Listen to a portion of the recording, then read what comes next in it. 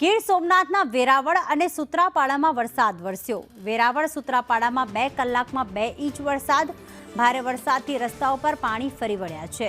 ગીર સોમનાથ વેરાવળ સુત્રાપાડા તાલુકામાં ધોધમાર વરસાદની શરૂઆત થઈ। 2 કલાકની અંદર 2 ઇંચ વરસાદ ખાબક્યો છે। સવારે 10 થી બપોરે 12 વાગ્યા સુધીમાં વરસાદ વરસ્યો। વરસાદના પગલે રસ્તાઓ પર વરસાદી પાણી ભરાઈ ગયા છે।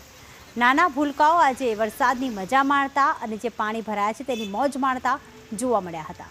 યાત્રાધામ સોમનાથમાં જાણે વરસાદી નદી વહી હોય તેવા દ્રશ્યો જોવા મળ્યા। તો ગીર સોમનાથના વેરાવળ અને સુત્રાપાડામાં આજે વહેલી સવારથી જ વરસાદી માહોલ જામ્યો છે। 2 કલાકની અંદર 2 ઇંચ વરસાદ વરસ્યો છે। સુત્રાપાડા હોય કે જ્યાં પણ 2 ઇંચ વરસાદ વરસ્યો, આ ઉપરાંત વેરાવળમાં પણ એટલો જ વરસાદ વરસ્યો છે।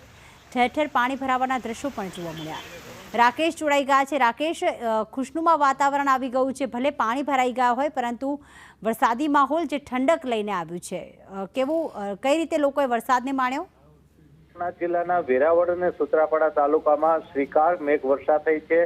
છેલ્લા 2 કલાકમાં 2 ઇંચ જેટલો વરસાદ નોંધાયો છે અને સર્વત્ર વરસાદી પાણી ફરી વળ્યા છે। રોડ રસ્તા હોય, શેરીઓ હોય, ત્યાં વરસાદી પાણીની નદીઓ વહેતી હોય તેવા દ્રશ્યો જોવા મળી રહ્યા છે। બીજી તરફ આ વરસાદને કારણે જગતના તાત ખૂબ જ ખુશખુશાલ થયા છે, કારણ કે જાણે કાચું સોનું વરસી રહ્યું હોય તે પ્રકારે મેઘરાજાએ શ્રીકાર વર્ષા કરી છે, એટલે સર્વત્ર ખુશીનો માહોલ જોવા મળી રહ્યો છે। પ્રીતિ, આભાર તમામ વિગતો માટે। તો જે પ્રમાણે વરસાદી માહોલ જામ્યો છે, સુત્રાપાડા વેરાવળમાં 2 ઇંચ વરસાદ વરસ્યો, જેના કારણે આ વરસાદી માહોલની મજા લોકોએ પણ માણી હતી। વાતાવરણમાં ઠંડક પ્રસરી ગયું છે। ઠેર ઠેર પાણી ભરાવાના દ્રશ્યો પણ અત્યારે જોવા મળી રહ્યા છે।